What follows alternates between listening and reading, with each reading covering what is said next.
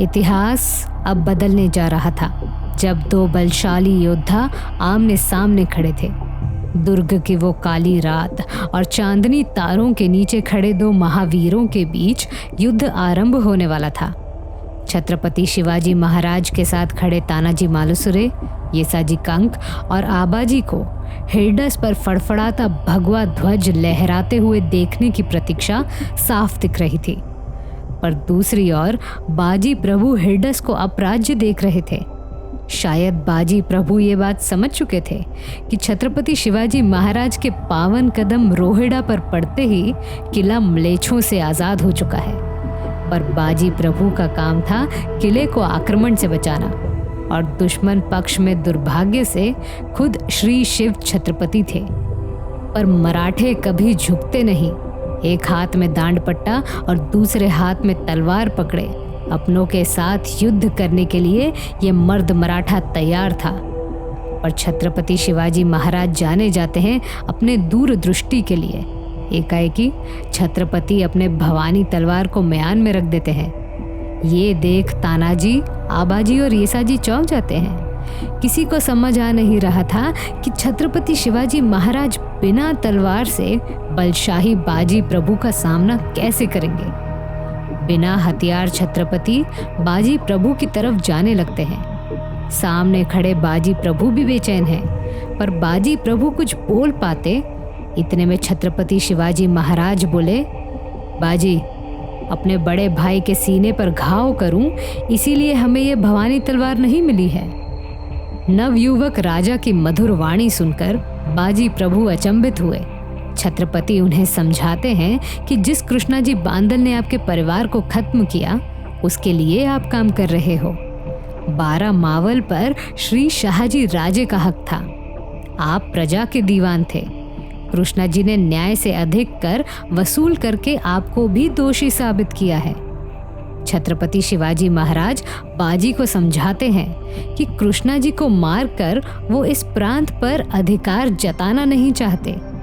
ये सुनकर बाजी प्रभु समझ जाते हैं कि वो गलत पक्ष से लड़ रहे हैं। आगे छत्रपति शिवाजी महाराज कहते हैं, आपका राज्य नहीं बल्कि हमें तो आप चाहिए। इस प्रकार बाजी प्रभु हिंदवी स्वराज्य सेना में शामिल होते हैं। यहाँ खास बात ये रही कि हिरडस मावड़ अब परप्रांतियों से आज़ाद हो चुका था।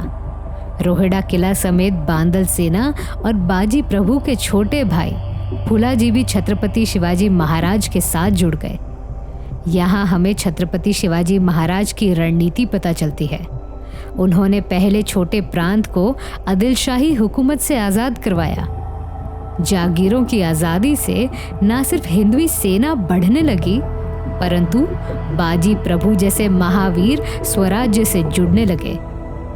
छत्रपति शिवाजी महाराज के रणनीति का प्रमाण यही था कि उन्होंने अकेले लड़ने के बजाय पहले अपने जैसे सैकड़ों महावीरों को एक किया, फिर उन्होंने मुगलों से सामना किया।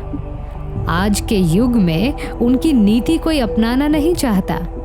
सभी को बड़े लक्ष्य हासिल करने हैं, पर अगर छत्रपति शिवाजी महाराज जैसे हम छोटे छोटे लक्ष्य काबीज करेंगे तो हम खुद को बड़ा मुकाम हासिल करने के योग्य बना सकते हैं। शून्य से शुरुआत कैसे करना चाहिए, इस बात को छत्रपति अच्छी तरह से जानते थे। बाजी प्रभु देशपांडे और बांदल का साथ मराठा साम्राज्य के लिए मूल्यवान था। छत्रपति का सल्ला था कि बाजी प्रभु रोहिड़ा किला और 12 मावड़ मजबूत करें। पुराने किलों का पुनर्निर्माण और ज़रूरत के हिसाब से सेना का अभ्यास कराना स्वराज्य के लिए फायदेमंद था। बाजी प्रभु के देख लेख में काफ़ी चीज़ों में बदलाव दिखा। यहाँ सोचने वाली बात यह है कि बाजी प्रभु छत्रपति शिवाजी महाराज के सेनानी ज़रूर थे, पर उन्होंने ज़्यादातर समय हिरडस में ही गुजारा। जब भी छत्रपति बुलाते, बाजी अपने भाई के साथ राजगढ़ चले आते। अफजल खान के अंत के पीछे अन्य वीर मराठा के अलावा बाजी प्रभु देशपांडे की अहम भूमिका रही है। दरअसल राजे जानते थे कि अफजल खान बहुत ताकतवर और लंबा चौड़ा है, इसीलिए बाजी प्रभु को राजगढ़ बुलाया गया। छत्रपति ने बाजी से कहा, आप अफजल खान जैसे लंबे चौड़े वीरों को लेकर आओ। आज्ञा अनुसार बाजी ऐसे योद्धा लेकर आए। फिर वहां जो हुआ उसे आज भी कुछ लोग नहीं जानते। बाजी प्रभु और छत्रपति शिवाजी महाराज ने मिलकर युद्ध अभ्यास किया। राजे जानते थे कि ऐसे व्यक्ति को मार गिराना संभव नहीं जो पहलवान हो। 10 नवंबर 1657 ये वो तारीख है जब छत्रपति शिवाजी महाराज ने अफजल खान को मार गिराया था। मराठा साम्राज्य के इतिहास में इस युद्ध का स्थान महत्वपूर्ण है। अफजल खान के अंत के साथ छत्रपति शिवाजी महाराज ने पन्हाला इस प्रचंड किले पर अपना अधिकार जमा लिया। मराठों ने इतनी बड़ी जंग जीत ली थी। आदिलशाही हुकूमत को इस बात की तकलीफ थी कि अब मराठा उन्हें जड़ से उखाड़ कर फेंक देंगे। जहन में लगी इस आग को बुझाने के लिए आदिलशाही हुकूमत ने सबसे बड़ी गलती कर दी।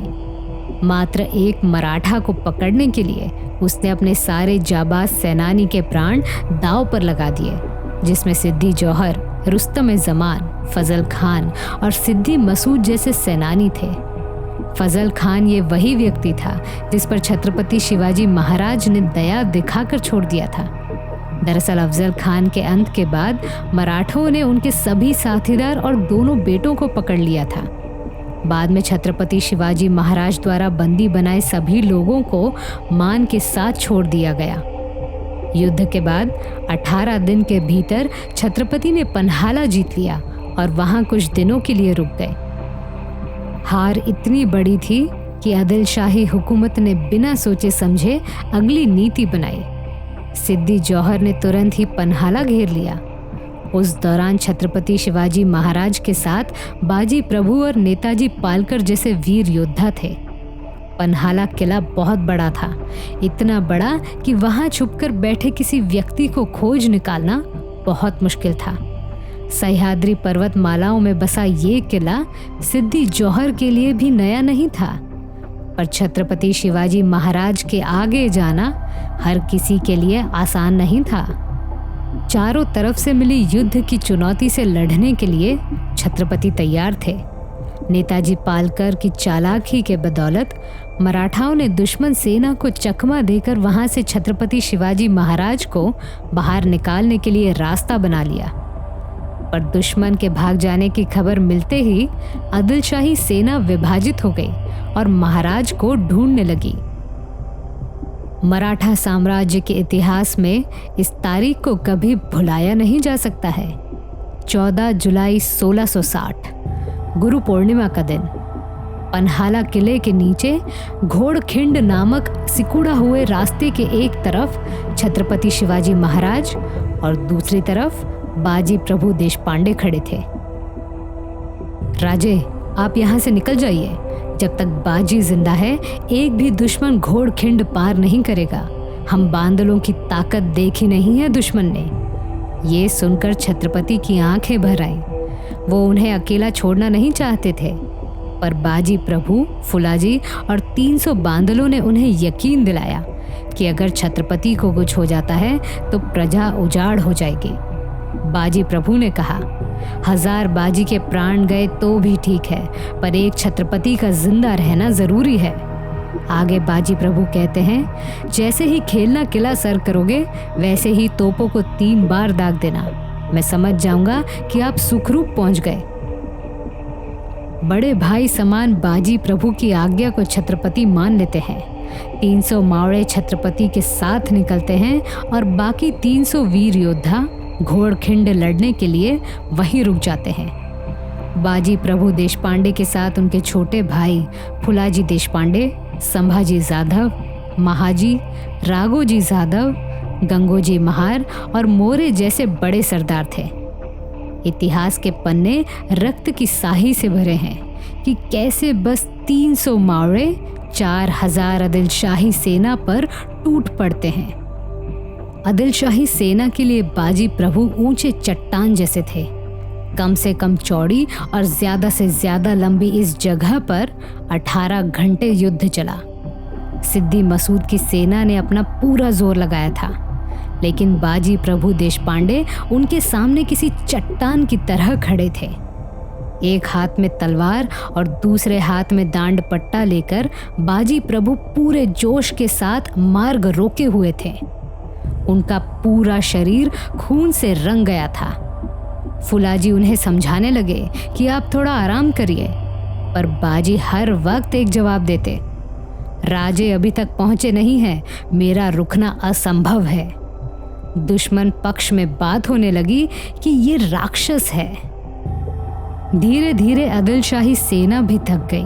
उन्हें समझ आया कि बाजी प्रभु के सामने जाना मतलब मौत को गले लगाने जैसा है। इसीलिए बाजी प्रभु से लंबी दूरी रखकर उन पर बंदूक दागी गई, जिस वजह से बाजी जमीन पर गिर गए। बाकी मावलों ने उन्हें कोने में लाया और कुछ समय के लिए वो बेशुद्ध रहे। बाकी मावड़े घोड़खिंड लड़ते रहे, पर अब भी तोप दागने की आवाज नहीं आई थी। पर बाजी प्रभु और बाकी मावड़े इस बात से परिचित नहीं थे कि छत्रपति शिवाजी महाराज खेलना जरूर पहुंच गए, पर उन्हें सुरवे नामक आदिल शाही सरदार से युद्ध करना पड़ा और उसे मार गिराते हुए छत्रपति ने झुंझाराव पवार को 3 बार तोप दागने को कहा। तोपों की आवाज आने से पहले बाजी प्रभु उठ गए और अपने साथीदारों से कहने लगे कि राजे सही सलामत पहुंच गए क्या। चेहरे पर चिंता और जोश लाकर वो उठ खड़े हुए और लड़ने के लिए जाने लगे। उनकी जोरदार हुंकार से दुश्मन पीछे मुड़ने लगा। बाजी प्रभु का जोश देखकर दूसरे मावड़ों में भी फुर्ती आने लगी। इतने में तोपों की आवाज से बाजी प्रभु के चेहरे पर सिमत हास्य झलकने लगा, पर अगले क्षण बाजी प्रभु देशपांडे और उनके छोटे भाई फुलाजी देशपांडे को वीर गति प्राप्त हुई और जिस जगह उनका पावन देह गिरा, आगे चलकर वो जगह पावन खिंड कहलाया।